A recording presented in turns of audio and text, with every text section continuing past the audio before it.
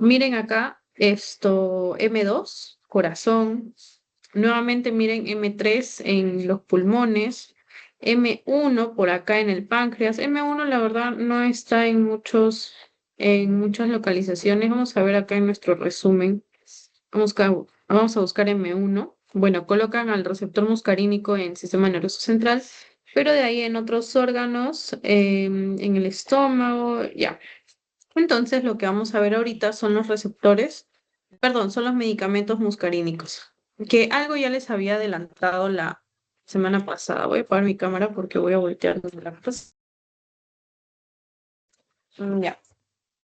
Acerca de los fármacos muscarínicos, o sea, los que actúan a nivel de los receptores del parasimpático, recuerden que habían dos, habían los agonistas y los antagonistas. O sea, los que dicen voy a tener efecto eh, de estimular el efecto de la acetilcolina, o sea, un efecto colinérgico, o voy a tener un antagonismo de ese efecto de la acetilcolina. Si estoy hablando de que va a ser agonista muscarínico, tengo a todos estos medicamentos que están aquí abajo. ¿Ok? Si es un medicamento que va a actuar en el receptor de la acetilcolina, se llama efecto o agonista directo. Directo quiere decir que directamente va a asemejar la función de ese neurotransmisor. Es como quien dice, en casa, Pepito tiene la función de lavar los platos. Ya, si yo quiero ser una ayudante directa de Pepito, ¿qué hago? Cumplo su misma función, lavar los platos. Estoy ayudando directamente. Pero ¿qué pasa si yo soy un ayudante indirecto? ¿Cómo sería ser indirectamente un ayudante? Sería que le haga recordar siempre a Pepito, a Juanchito, que lave los platos. ¿Yo estoy directamente lavando los platos? No. Indirectamente estoy ayudando a que se laven los platos. Entonces, esa es la diferencia, chicos, cuando hablamos de efecto directo o indirecto de un medicamento. Directo es que yo mismo hago el trabajo, yo mismo me uno al receptor asemejando la función de esa acetilcolina. ¿Ok? ¿Y cómo se llama el receptor? Muscarínico. ¿Qué receptor muscarínico puede ser? M1, puede ser el receptor muscarínico M2 y puede ser el receptor muscarínico M3. ¿Ok? El receptor muscarínico M1 es la metacolina, el M2, el betanecol y el carbacol. Y ustedes dirán, Brigitte, son nombres raros que recién estoy aprendiendo. ¿Cómo lo recuerdo? Metacolina. Tiene el nombre más largo, ¿cierto? Porque todos los demás terminan en col. Ya, entonces la metacolina, por ser el nombre más largo, va primero, con M1. Ahora, betanecol, miren la B. A, B. Ah, ok. La B va segundo, M2. Carbacol, la C. La C va tercero, ¿no? De A, B, C. Lo pueden recordar así también, ¿no? Meta, A, B, C. Y como yo también recuerdo estos medicamentos porque son los que terminan en colina, col. Eso quiere decir que tienen un agonismo con la acetilcolina. Todo termina en colina, ayuda a la acetilcolina de manera directa sobre su receptor. Ahora, aparte de esos medicamentos están la pilocarpina, la arecolina, la muscarina, perdón. Y tú dirás, Brigitte, son tantos. Bueno, la literatura clasifica a los tres primeros, metacolina y betanecol, carbacol, como ésteres de colina. ¿Ok? En cambio, la pilocarpina, la arecolina y la muscarínica son alcaloides colinomiméticos, o sea, depende de su estructura química, básicamente. Entonces, tenemos dos grupos de parasimpático miméticos, o en otras palabras, agonistas del parasimpático, que se mimetizan, por eso se llaman parasimpático miméticos, que tienen efecto directo sobre el receptor muscarínico. Ahora, los ayudantes indirectos, ¿cómo serían?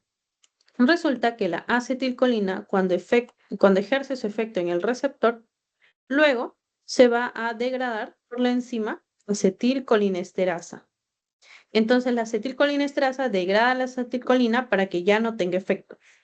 Entonces, ¿cómo yo puedo ayudar indirectamente en la función? Pues el medicamento va a impedir el efecto de esa acetilcolinesterasa para que la acetilcolina siga despierta, siga por ahí purulando, para actuar sobre su receptor.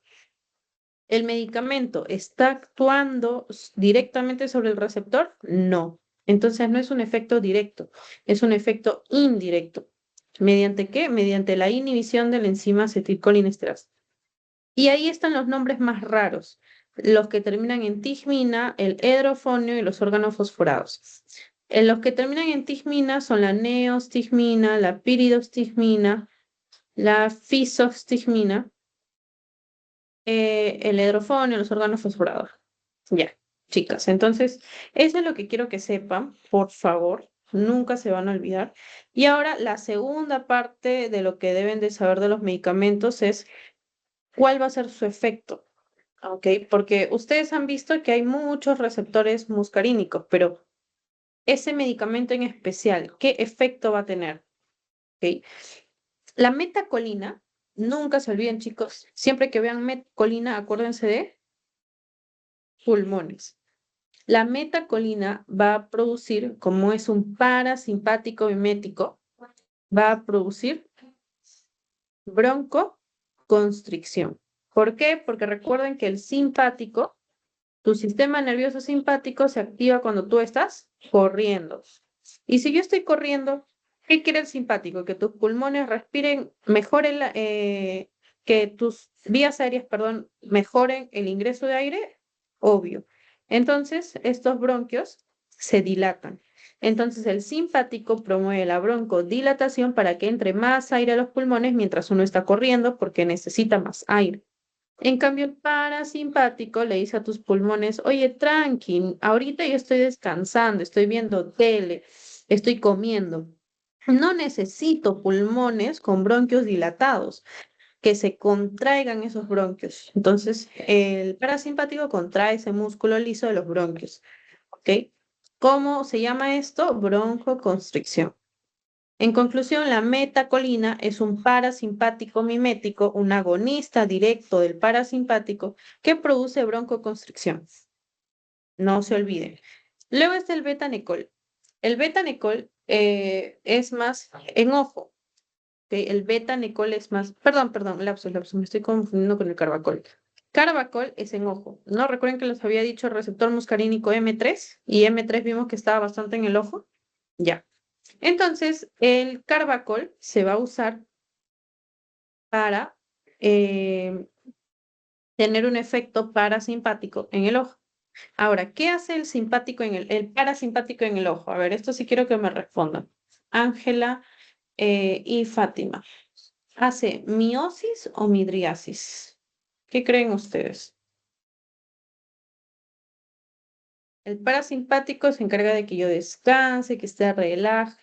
Entonces, haría miosis o midriasis. El carbacol, que es un parasimpático mimético que actúa en el ojo. ¿Cuál creen?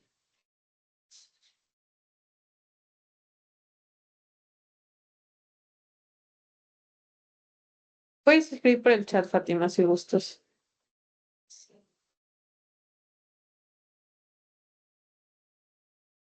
¿Qué función crees que va a tener el carbacol en el ojo si es un agonista del parasimpático? O sea, tiene efecto parasimpático. ¿Cuál sería?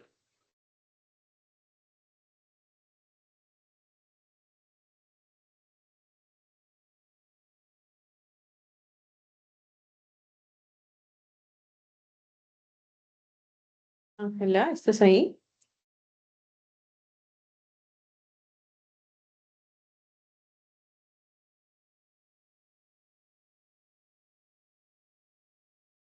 Ah, Fátima, ¿estás ahí?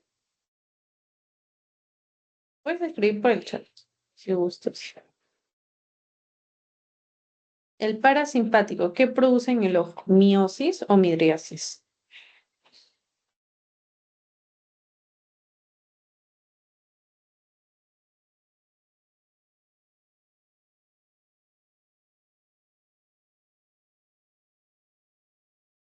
Hello, Fátima, ¿estás ahí?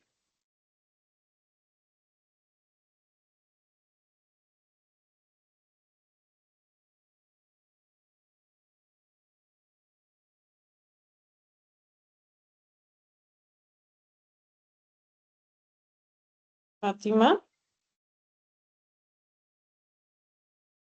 puedes escribir por el chat.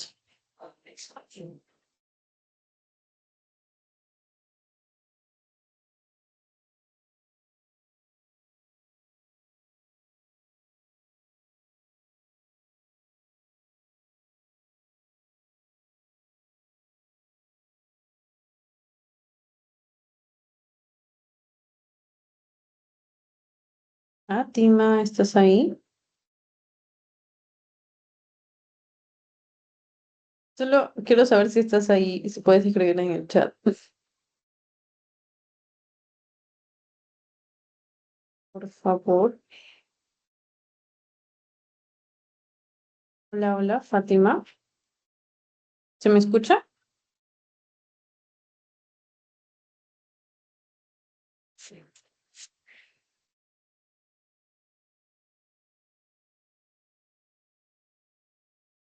Hola, Fátima, ¿se me escucha? Ah, ya vi tu reacción. Ya, Fátima, te estaba preguntando, ¿qué crees que produce el parasimpático? ¿Miosis o midriasis? En el ojo.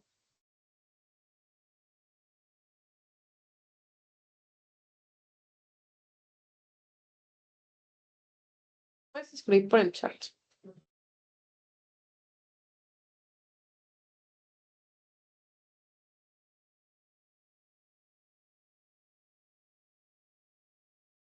Cuando estamos descansando, el ojo está cerrado, abierto, quiere ver más luz, poca luz.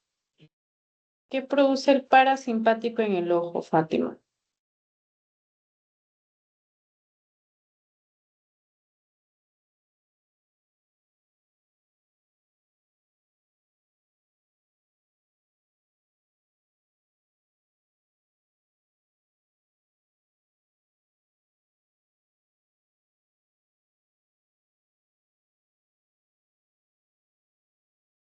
Hello, Fátima, ¿estás ahí?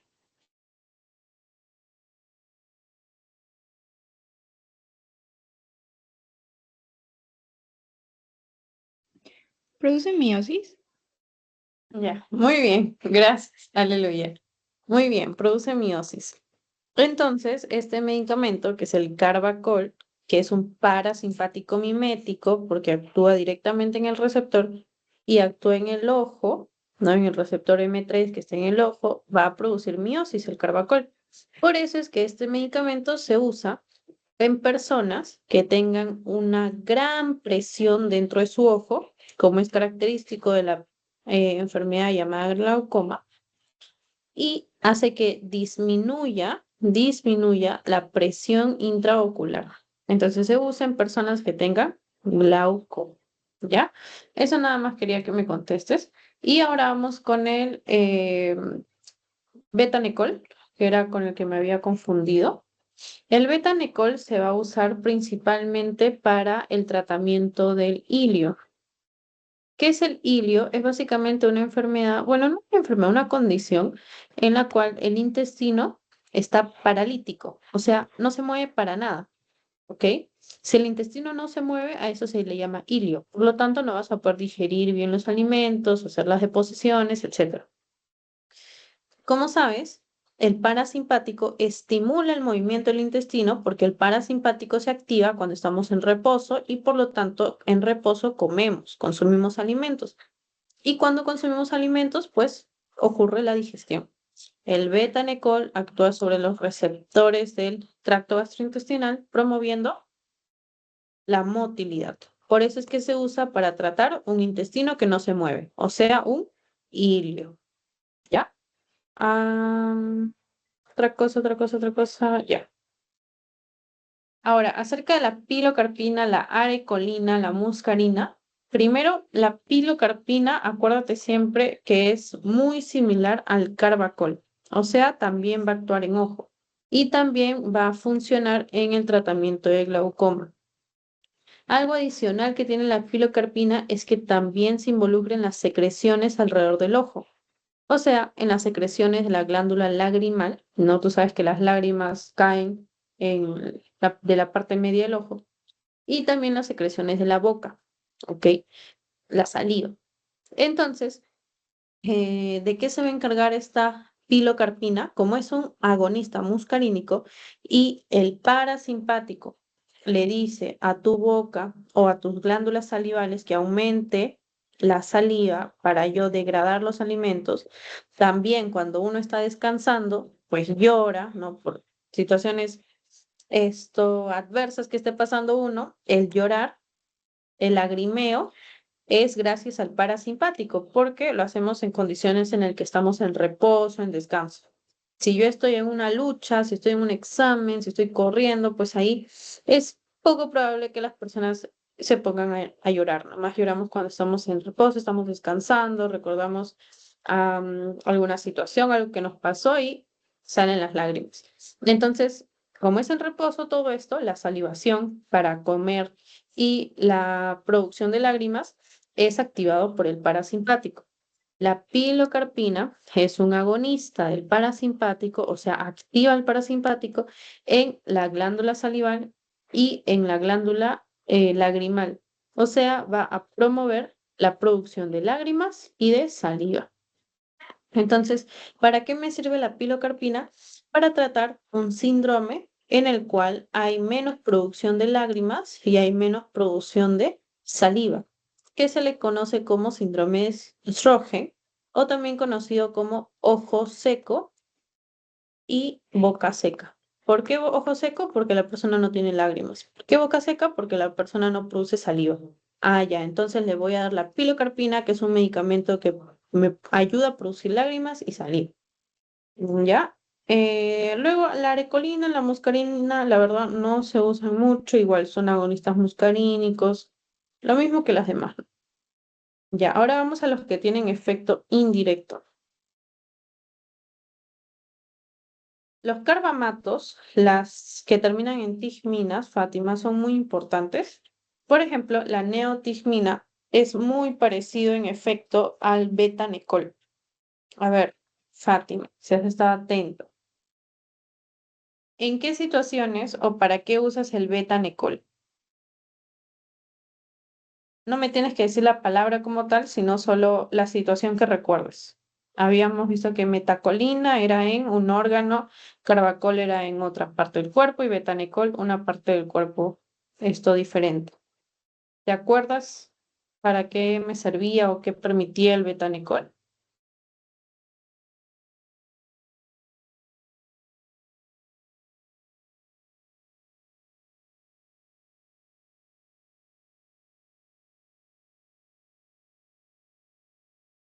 Ya, a ver, te doy pista, te doy pista.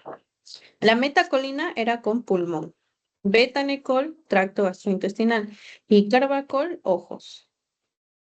El betanecol, ¿te acuerdas a qué nos ayudaba? Actúa en el intestino, sí, pero ¿qué ayudaba? ¿Qué producía? ¿Qué favorecía? Lo puedes decir con tus propias palabras.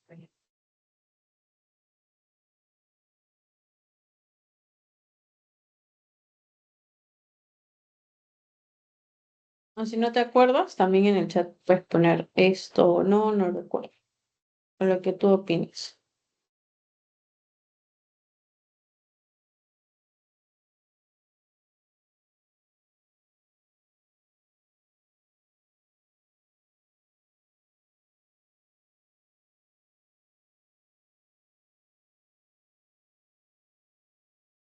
Ya, a ver, yo te ayudo. Recuerda que metacolina es para broncoconstricción. Betanecol es para mover el intestino cuando está paralizado, a eso se le llama ilio. Y carbacol es para disminuir la presión intraocular, para hacer miosis también, ¿ya? Porque eso hace el parasimpático. Algo que me olvidé comentarte es que el betanecol también actúa en la vejiga. En la vejiga, el betanecol lo que va a permitir es que orinemos, que recuerda que el parasimpático en reposo nos permite orinar. Ok, entonces si un paciente, por ejemplo, tiene una patología en la cual está haciendo retención urinaria o se está reteniendo la orina, le das betanecol y va a dejar de retener la orina y va a eliminar esa orina, va a orinar. La tigmina, especialmente la neostigmina, es muy parecida al beta-necol. Va a promover el movimiento del intestino, o sea, va a hacer tratamiento del ilio y también va a promover la eliminación de orina. O sea, también la neostigmina es tratamiento de la retención urinaria. Luego está la piridostigmina. La piridostigmina, también está la fisostigmina. La piridostigmina va a ser tratamiento de la miastenia gravis, porque si recordarás, en la miastenia gravis los receptores de acetilcolina están inhibidos por anticuerpos. Entonces lo que se hace es que esta piridostigmina elimina la acetilcolinesterasa, por lo tanto va a haber más acetilcolina capaz de unirse a los receptores muscarínicos, impidiendo que se unan los autoanticuerpos. Luego, la fisostigmina se usa para la intoxicación por atropina. ¿Qué es la atropina? Es un parasimpático lítico. ¿Ok? Es un antagonista de la acetilcolina, o sea, es un anticolinérgico. Como es un anticolinérgico, va a tener efectos contrarios a la acetilcolina. Por lo tanto, la fisostigmina lo que hace es decirle a la atropina, oye, deja de actuar, deja de tener un efecto parasimpático lítico o antagonista. Entonces, la fisostigmina tiene un efecto agonista para el parasimpático. Luego, acerca del hidrofonio, que la verdad no es muy usado en la actualidad, se usaba para la miastenia gravis, como la piridostigmina, ¿ok? Pero ya no, ¿ok? Eh, ya, hay uno que no está acá en esta lista, que es el donepezilo. El donepezilo se usa en el Alzheimer. ¿Por qué? Porque en el Alzheimer hay déficit de transmisión de acetilcolina. Entonces, como es un parasimpático mimético, va a actuar promoviendo el efecto de la acetilcolina. Característicamente, el donepezilo tiene esa capacidad de llegar al cerebro. ¿Ok?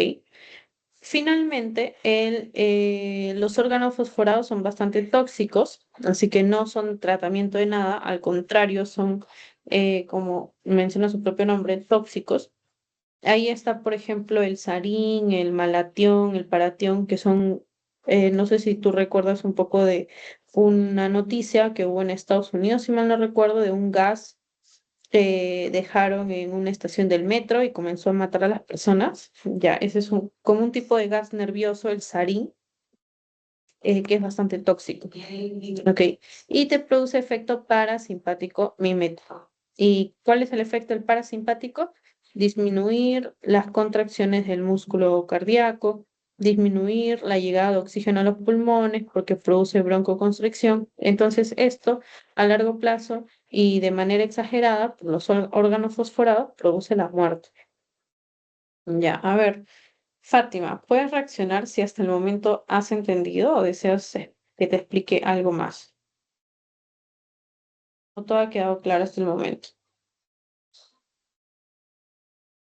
Ya, al parecer todo está bien. Igual necesito, Ángela, perdón, Fátima, que si hay alguna pregunta o algo deseas que repita, lo menciones al chat. Esto es muy importante y durante el ciclo, Fátima, el profesor o el doctor no te va a detallar el efecto de cada uno, solo te va a decir la metacolina, broncoconstricción, el betanecol para ilio, el carbacol para el glaucoma. No te va a explicar nada, que entonces para mí sí es importante que lo aprendan ahorita. Ya, eso es por los parasimpáticos miméticos o agonistas del parasimpático.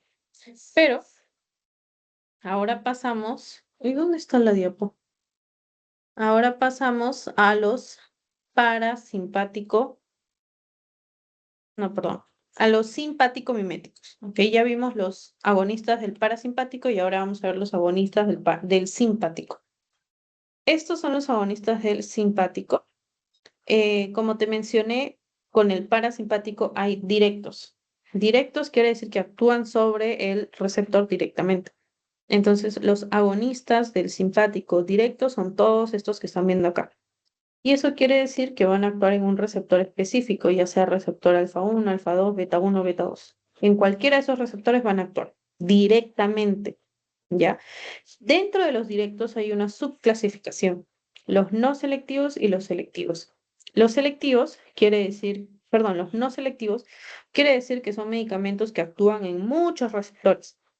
Por ejemplo, la norepinefrina, como ves acá, puede actuar en el receptor beta 1, en el receptor alfa.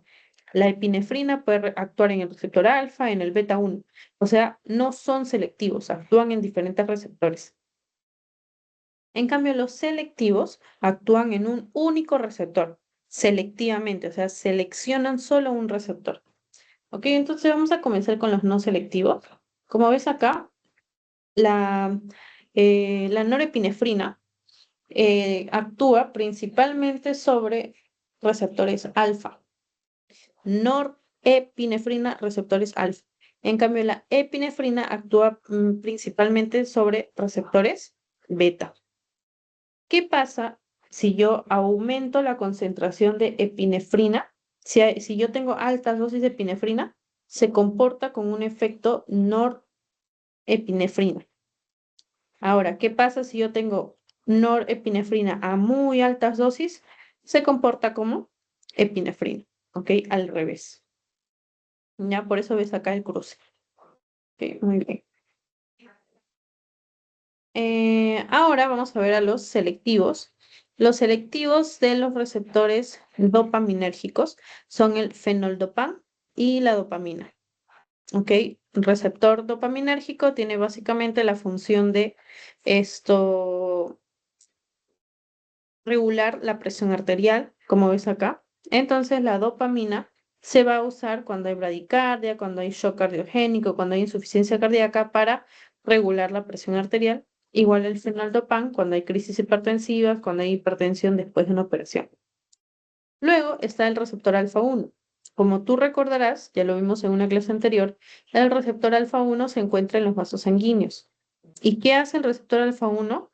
Constricción. ¿Ok? El alfa aparece como una C, constricción. Por lo tanto, la fenilefrina es el medicamento que actúa principalmente en el receptor alfa 1 produciendo la vasoconstricción y por lo tanto se va a utilizar cuando una persona tenga la presión arterial baja. Porque si yo tengo a alguien que tiene presión arterial baja, ¿qué hago? Constriño los vasos para que su presión arterial aumente. Ahí tenemos un uso de la fenilefrina. Otro uso es una inflamación, como puede ser la rinitis, la conjuntivitis, la congestión nasal. Y tú dirás, ¿por qué? ¿Qué tiene que ver los vasos sanguíneos con la rinitis, conjuntivitis? Pasa que a nivel de la nariz, para que ocurra la inflamación, los vasitos que tenemos en la nariz, que son vasitos muy delgaditos, se dilatan. Y al dilatarse estos vasos, permiten la fuga de líquido, la fuga de proteínas, la fuga de electrolitos, y todo ese líquido es lo que nosotros vemos cuando una persona está pues con un estornudo terrible. ¿No? Es esa inflamación, esa es la rinitis, es una inflamación de la mucosa de la nariz. Igual en el ojo, cuando hay conjuntivitis, igual, hay dilatación para que haya inflamación. Por lo tanto, si yo vasoconstriño estos vasos, va a disminuir la inflamación. Por eso se usa la fenilefrina en la rinitis, en la conjuntivitis. ¿Ok? Esto del priapismo, como tú recordarás, en el priapismo es una patología que lo vas a ver en medicina 2. Pasa que el miembro viril, para erectarse, necesita de la vasodilatación. Los vasos sanguíneos que están dentro del miembro viril se dilatan, se llenan de sangre y eso genera la erección del miembro. Priaprismo es cuando el miembro se erecta, pero no puede regresar a su forma natural. Ese es el priaprismo, es un estado eréctil prolongado, y es una patología, se ve incluso en cánceres. ¿Por qué? Porque las células cancerosas están obstruyendo el vasito sanguíneo y lo mantienen dilatado. ¿Ok? Eso es el priapismo. Entonces, ¿qué se hace en estos casos? La fenilefrina va a actuar para que ese vaso sanguíneo se contraiga y como ya no va a estar lleno de sangre, el miembro viril va a dejar de erectarse. Por eso se usa la fenilefrina también en este caso. El receptor alfa 2 tiene un efecto contrario al alfa 1. El alfa 2 es muy curioso. O sea que si esta es una neurona presináptica del simpático y esta es una postsináptica, El receptor alfa 2 se encuentra en la misma neurona presináptica. ¿Y qué hace este receptor? Lo que hace es que una vez que ya se haya eliminado la norepinefrina, esta norepinefrina, luego de ejercer su efecto en el receptor de la neurona posináptica, va a regresarse al receptor alfa 2. De manera que le va a mandar el mensaje de, oye, ya ejercí mi efecto, por eso me estoy uniendo a ti, receptor alfa 2. Por lo tanto, el receptor alfa 2 me ayuda a censar qué tanto, qué tantas catecolaminas, qué tanto este neurotransmisor ya ha sido utilizado. Entonces, ¿qué agonistas del alfa 2 tenemos? La clonina, la guanfacina, la metildopa. ¿Y cuál va a ser su función? Actuar en la hipertensión arterial, porque si yo actúo sobre sobre el alfa 2, ¿qué le estoy diciendo? Que ya hubo mucho efecto de la noradrenalina. Y si yo le digo a mis neuronas que ya hubo mucho efecto de noradrenalina, ya no va a mandar a noradrenalina. Y si ya no manda noradrenalina, ya no voy a tener efecto del simpático. Entonces aquí entra este medicamento para tener efecto agonista alfa 2 para evitar más efecto simpático. Entonces se utiliza como antihipertensivo para decirle a las neuronas que dejen de producir noradrenalina, que aumenta la presión arterial, en el trastorno de déficit de atención e hiperactividad y en el síndrome de Tourette, en el que hay unos movimientos de la cabeza, movimientos de la lengua bastante descontrolados. El alfa 2 lo que hace es, oye, no contracción. Ya. Metildopa es especialmente usado en la hipertensión durante el embarazo. Finalmente, vamos a ver los receptores beta 1, beta 2 selectivos. Si yo hablo de un agonista para beta 1 exclusivamente, nunca te olvides, Fátima, la dobu con B de beta 1, dobutamina y la dopamina. Los dos comienzan con do. En cambio, si yo hablo de los beta 2, ya son otras sílabas iniciales. Albuterol, salbutamol, salmeterol, formoterol, terbutalina. Si te das cuenta, todos terminan en ol. Acuérdate entonces. Beta 2 terminan en ol.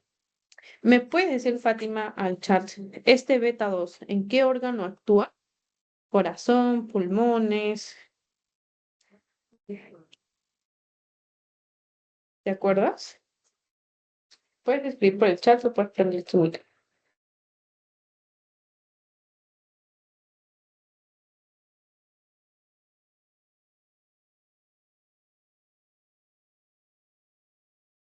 Fátima.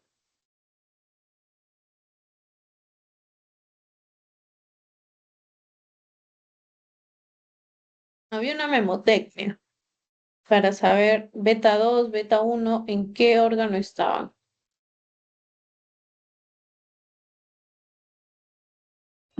¿Son los pulmones? Muy bien, excelente. El receptor beta 2 está en los pulmones. ¿Y qué producen los pulmones, Fátima? ¿Te acuerdas? Sí, es el sistema nervioso simpático. El simpático quiere más aire o menos aire cuando estamos corriendo, estamos jugando. ¿Qué produciría? ¿Broncodilatación o broncoconstricción? Broncoconstricción. Exacto, broncodilatación. Por eso es que habrás escuchado que estos medicamentos los usan las personas asmáticas, porque el asma, que lo vas a aprender más en medicina 2, medicina 1, 2, Fátima, el asma es una condición, no tanto de enfermedad, patología, es más una condición porque es algo que lo llevamos toda la vida, en la cual nuestros bronquios están cerrados más que las personas que no tienen asma. Como están cerrados estos bronquios, entra poquito aire, entonces la persona en algún punto le da esa sensación de que le falta el aire porque está entrando poco aire. Entonces, para que entre más aire a los pulmones, ¿qué hago? Vasodilatación. ¿Y qué sistema se encarga de eso, perdón, de broncodilatar? El simpático. ¿A través de qué receptor? Beta 2. Entonces, ¿qué medicamentos son específicos, son selectivos para el beta 2? Albuterol, salbutamol, salmeterol, formoterol, terbutalina. Ya, esos los vas a ver cuando lleves tu clase de asma, ahí los vas a ver. ¿Y qué pasa al medio con el beta 1 y beta 2? Ya, estos que están al medio son medicamentos que tienen una especificidad tanto por beta uno como por beta 2. Y su mismo nombre lo dice. ISO, ISO de igual, isoprotenerol, actúa tanto en receptor beta uno como en receptor beta 2. Pero la verdad no es muy usado. Entonces, hasta ahí, Ángela, ¿se entendieron los agonistas del simpático? Ya vimos también los agonistas del parasimpático. Hasta ahí todo ok.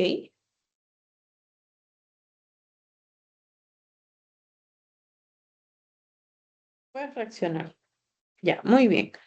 Y eso que te acabo de mencionar está en este esquema que sé que se ve un poco borroso, pero haciendo un pequeño esfuerzo lo vemos. Acá dice que los agonistas del simpático se dividen en los no selectivos. Ya vimos cuáles eran los no selectivos, la epinefrina, la norepinefrina, las anfetaminas también vemos que están acá. En cambio, los selectivos pueden ser selectivos de alfa o pueden ser selectivos de beta. Los que son selectivos del receptor alfa 1, ¿cuáles serán? Fenilefrina, que fue el primero que vimos y el más importante. Estos que están acá ya son muy adicionales. El único que hemos visto como selectivo alfa 1 es fenilefrina. Pero créeme que los otros casi no lo mencionan. ¿Ok? ¿Cuál es el agonista alfa 2 más conocido? La clonidina. Pero la metildopa tampoco se queda atrás, es muy usada en las gestantes. Lo vas a ver cuando vayas a los hospitales, cuando vayas a ver gineco, vas a ver. Llega una gestante con una hipertensión severa, al toque le dan su pastillita de metildopa. ¿Para qué? Para que los receptores alfa 2 que están en las neuronas presinápticas se unan a ese medicamento, la metildopa, y ese medicamento le dice a este receptor, oye, ¿sabes qué? Ya imagínate que hay mucho efecto simpático ya, entonces detén el efecto simpático. Entonces la neurona se la cree porque el receptor alfa 2 manda esa información y ya no manda neurotransmisor noradrenalina ni epinefrina. Por lo tanto, como ya no manda estos neurotransmisores, ya no hay hipertensión arterial. ¿Ok? Ese es básicamente el mecanismo. Voy a bajar un poquito el volumen en Fátima porque creo que se escucha fuerte.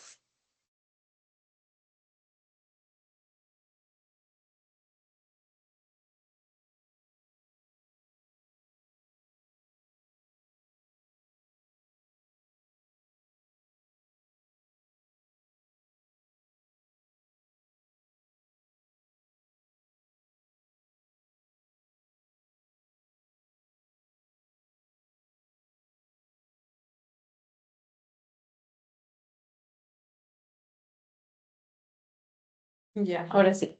Entonces, como te decía, metildopa lo vas a ver sí o sí en gineco. Ya, eso fue por los alfa selectivos. ¿Y cuáles eran los beta selectivos? Beta uno, dobutamina, los que comenzaban en dobutamina, dopamina. En cambio, los beta 2, asma. Salbutamol, todos los que terminan en ol, terbutalina, salmeterol, formoterol. ¿Ok? Ya. Entonces, ahora pasamos a los simpático, a los antagonistas del simpático, que son estos que ves acá. Igual, estos antagonistas son directos. Cuando vemos sistema nervioso simpático, Fátima, te das cuenta que hay solo directos. Por ahí en algunos libros pueden hablar de unos indirectos, pero más del sistema nervioso simpático es que está el receptor beta o el receptor alfa y esos medicamentos actúan ahí directamente. No tienen como un mecanismo tanto indirecto. En cambio, cuando vemos a los muscarínicos, ahí sí puede ser directo o puede ser un efecto indirecto. ¿Ok? Indirecto, directo. ¿Ya? Entonces, vamos a ir con los antagonistas directos de los receptores del simpático. O sea, que se van a unir al receptor y lo van a inhibir. O sea, no le van a dejar cumplir su función de simpático. Y ahí está el antagonista del alfa 1, que es la prazosina, la terazosina, la tamsulosina, la daxosina, que son los más importantes. Recuerda que todos terminan en sina, son selectivos. ¿Cuándo se usan estos medicamentos? En la HBP. Y tú dirás, oye, HBP, ¿qué es? HBP es hiperplasia benigna de próstata. Pasa que en los adultos mayores, en los hombres, la próstata, que está justo por debajo de la vejiga de los hombres, que es como este tejido que estoy pintando acá al costadito de la uretra, ¿no? La uretra sale con la orina de la vejiga y alrededor de esa uretra esto está una próstata, ¿ya? Entonces esta próstata es muy importante para los varones porque produce una sustancia que se conoce como, ahorita se me acaba de ir el nombre, alfa, uy no, se me fue el nombre. Ya bueno, la cuestión es que la próstata se va a encargar de hacer que el semen del varón sea más licuefacta, ok, el semen del varón, las proteínas del semen del varón. Lo que hace es hacerlo más líquido, ok. Es básicamente la función de la próstata, está escrito en los libros. No recuerdo ahorita el nombre específico de la sustancia. No, no lo recuerdo. Ahora hay que buscarlo.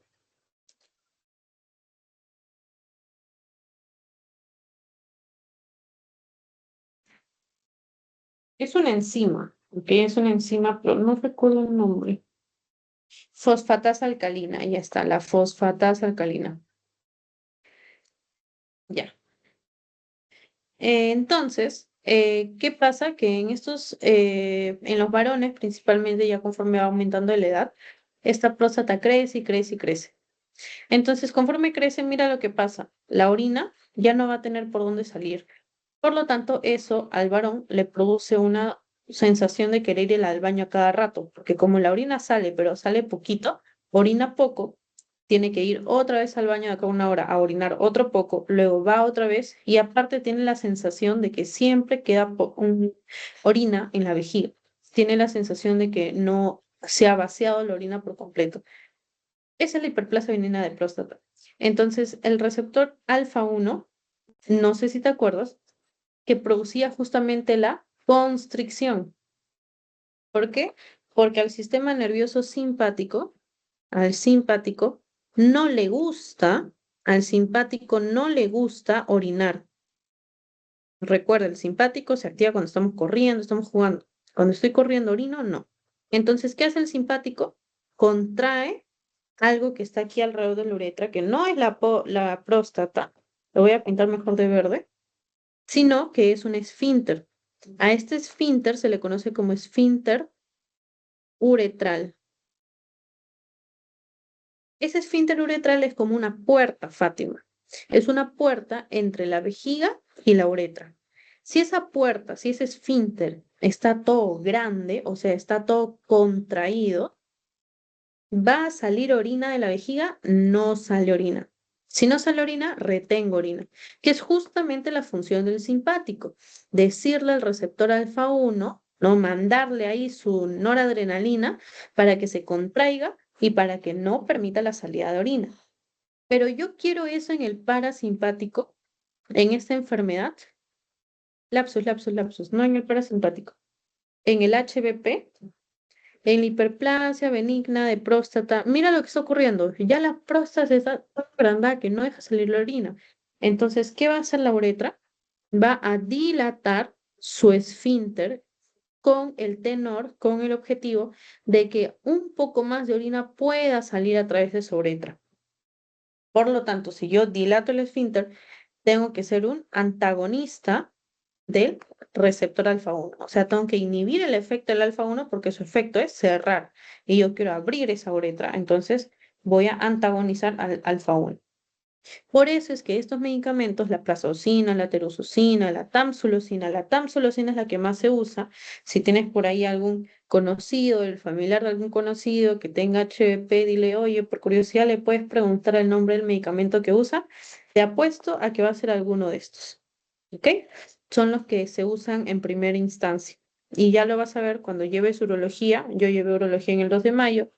Vienen los pacientes, les cuentan, doctor, mire, yo orino en las noches, me levanto para ir al baño unas 3 veces, cuando orino, orino poco, tengo 60 años, bueno, eso es indicativo de una hiperplasia benigna de próstata. ¿Qué hacen? Le dan su tamsulosina, ¿ya? es el que más se medica, sobre todo por el costo, que es muy bajo. Luego está el alfa 2. El antagonista de alfa 2 es la yoimbina. No voy a decir nada más al respecto, su uso es en la depresión. Luego están los beta 1 y beta 2 antagonistas selectivos. Los que antagonizan al beta 1 son el bisoprolol, el atenolol y el metoprolol. Y tú dirás, Brigitte, pero ¿cómo recordar estos nombres? ¿Cuál sería su función? Entonces, actuar en corazón para decirle al corazón que baje su intensidad, baje las contracciones, baje la frecuencia. El bisoprolol, el atenolol y el metoprolol. En cambio, los que son antagonistas del beta 2 sería que van a producir la broncoconstricción a nivel de los pulmones, que son el propanolol y el nadolol. ¿Ya?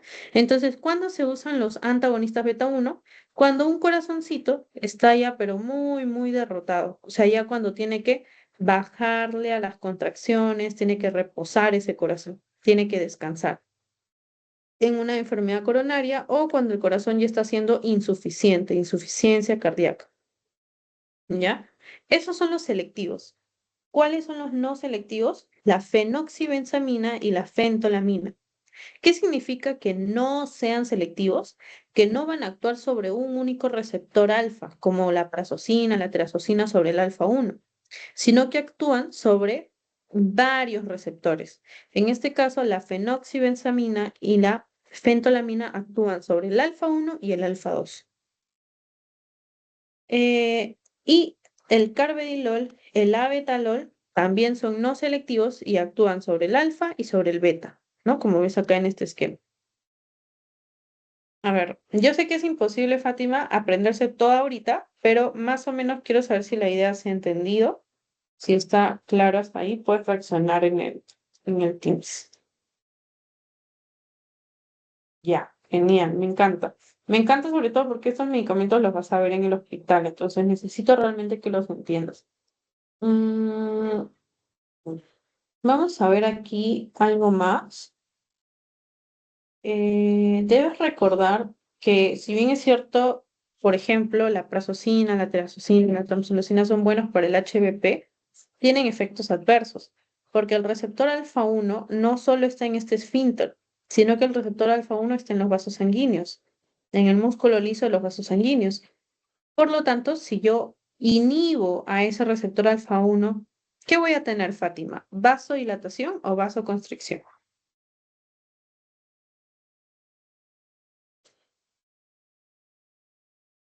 Si esa tamsulosina se encarga de inhibir al receptor alfa 1, ese alfa 1 también está en el vaso sanguíneo. Entonces, ¿qué produce? Si inhibe al alfa 1, ¿vasoconstricción o vasodilatación? ¿Cuál crees?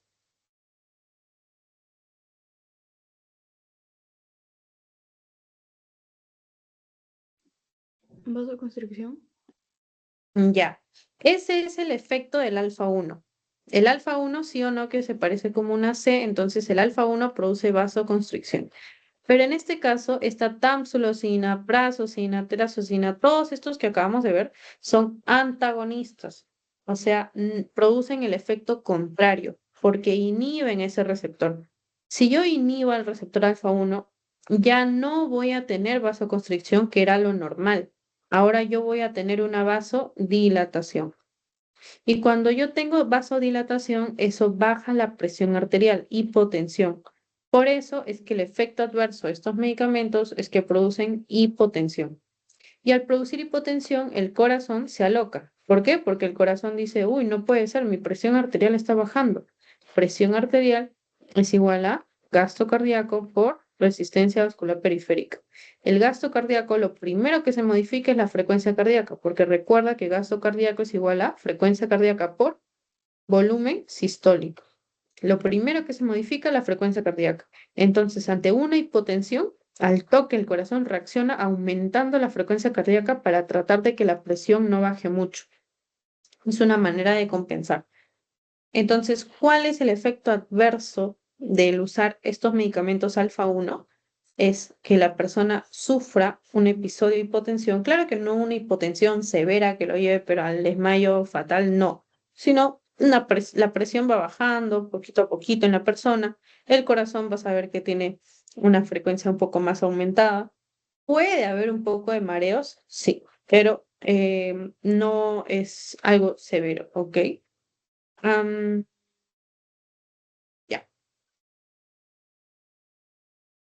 Ahora, viendo nuevamente acerca de los alfa 2, acerca de la yoimbina, si bien es cierto, no lo mencionan mucho en las clases de la universidad, lo único que quiero que recuerdes es que si es un antagonista de alfa 2, mira, aquí te dibujo la neurona. Si es un antagonista del alfa 2, lo que va a hacer es decirle a la neurona que no está funcionando las catecolaminas. Porque recuerda que el alfa 2 se encuentra en la misma neurona que envía las catecolaminas y es como un sensor que te dice que también está funcionando. Es como que yo soy una profesora de colegio y digo, ok, les voy a dejar a mis alumnitos dos tareas y todos mis alumnitos me tienen que traer esas tareas para el día lunes. Entonces llega el lunes y nadie me trae su tarea.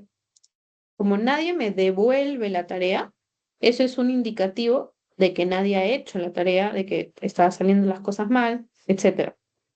Entonces, igual, la neurona manda noradrenalina, manda tarea, manda adrenalina. ¿Y cuál es la forma de asegurarse de que esa adrenalina ya tuvo un efecto? Es la misma neurona. El receptor alfa 2 de la misma neurona va a recibir nuevamente la noradrenalina y la adrenalina, la tarea la va a recibir, y si recibe la tarea, quiere decir que, ok, ha funcionado. Se nota que he mandado noradrenalina y va a tener un efecto, va a aumentar la presión arterial, va a producir la glucogenólisis, etcétera, etcétera. Pero ¿qué pasa si yo inhibo, como es la yoimbina inhibe al receptor alfa 2? La neurona va a poder saber si se ha hecho la tarea de mandar noradrenalina. No, porque está inhibida. Entonces, si la neurona piensa que no se ha hecho la tarea, que no están funcionando las noradrenalina y el adrenalina, porque la yoimbina está inhibiendo, ¿qué crees que va a hacer la neurona? Pues mandar más tarea, mandar más adrenalina, más noradrenalina. ¿Ok? Esa es su función. Acerca del beta 1 ya vimos, pero también tiene efectos adversos. ¿Cuál sería el efecto adverso de eh, perdón, de un antagonista beta 1? Sería básicamente que produzca a nivel de, el corazón esta depresión cardíaca tan exagerada que puede llevar incluso a la muerte, que lo que va a hacer es deprimir el corazón. ¿Ok? ¿Es necesario en estas patologías? Sí es necesario, pero se deben usar dosis adecuadas, o sea, concentraciones adecuadas. Luego, respecto al receptor beta 2, ¿no? El que tiene efecto a nivel de los pulmones, obviamente el efecto adverso va a ser tener una dificultad para respirar, una sensación de dificultad para respirar, básicamente. Ya. Finalmente vamos a ver a los parasimpático líticos, porque si te acuerdas, ya vimos a los parasimpático miméticos, que eran estos de acá, ¿no? Los que terminaban en colina, en col, betanecol, carbacol, las tijminas, las raras. Pero ahora vamos a ver a los parasimpático miméticos, que son estos que están acá. Perdón, los parasimpaticolíticos. Los parasimpaticolíticos que inhiben a estos receptores muscarínicos son la atropina, la escopolamina, Uy, acá no veo qué dice. No veo qué dice ahí. Pero bueno, el glicopirrolato, el bromuro de hipatropio. Uy, no veo. Ya, bueno, creo que acá dice tropicamida. Tropicamida debe decir acá. Pero bueno, no hice mi lista de medicamentos, pero estos son los más importantes. Atropina, escopolamina, el glicopirrolato. el ciclopentolato, la tropicamida, que no está acá, tropicamida, y el bromuro de hipatropio, que es muy usado también en neumología. Vamos a comenzar con la atropina y la escopolamina. Estos se agrupan en muscarínicos no selectivos. O sea, inhiben a un receptor muscarínico que puede ser M1, M2, M3, pueden ser los tres. ¿Ok? No es selectivo, no va solo por uno. A diferencia de los que van selectivamente por el M1, que son estos dos, que la verdad no se ve bien. Creo que dice tolencepina. Pero bueno, no se estudia mucho, no se menciona en los libros, no está en tu teoría tampoco. Y finalmente, estos de acá son los que se agrupan en un grupo, valga la redundancia, de medicamentos antimuscarínicos que se les conoce como antimuscarínicos sintéticos. Era brilli, sintéticos, ¿eso qué quiere decir? Que la atropina y la escopolamina son naturales. Tú dirás, brilli, ¿qué significa esto? Busca en internet, ahorita no lo tengo acá, pero la atropina y la escopolamina se sintetizan a partir de plantas, a partir de sustancias químicas de las plantas. Por eso se conocen como alcaloides naturales. En cambio, sintéticos quiere decir que de manera sintética en un laboratorio se ha creado esta molécula para tener un efecto antimuscarínico. Entonces, no recuerdo ahorita la planta de la atropina, pero bueno, ¿cuáles son los efectos de la atropina? La atropina principalmente va a actuar a nivel del ojo. A nivel del ojo, la atropina va a causar una midriasis, porque recuerda que estamos viendo a los parasimpáticos líticos, los antagonistas del simpático. ¿Qué hacía, del parasimpático, perdón? ¿Qué hacía el parasimpático en el ojo? Miosis. Miosis, ojo chiquito, pupila chiquita. Entonces, si ahora tengo un antagonista, ya no voy a tener miosis, voy a tener midriasis. Entonces, la atropina produce la midriasis. Luego, la escopolamina tiene el principal efecto de evitar las náuseas. Y tú dirás, "Brigitte, pero ¿por qué? ¿Por qué va a evitar las náuseas? Básicamente porque va a promover que la persona esto tenga una alteración a nivel gastrointestinal, un movimiento, un peristaltismo, un movimiento anómalo del tracto gastrointestinal, y eso es lo que evita las náuseas. ¿Ok? El nombre completo de la escopolamina es, o el nombre más sofisticado de la escopolamina es iosina. ¿Ok? Así también lo vas a escuchar en los hospitales. Luego está el glicopirrolato, perdón, el ciclopentolato, siempre me equivoco con el nombre.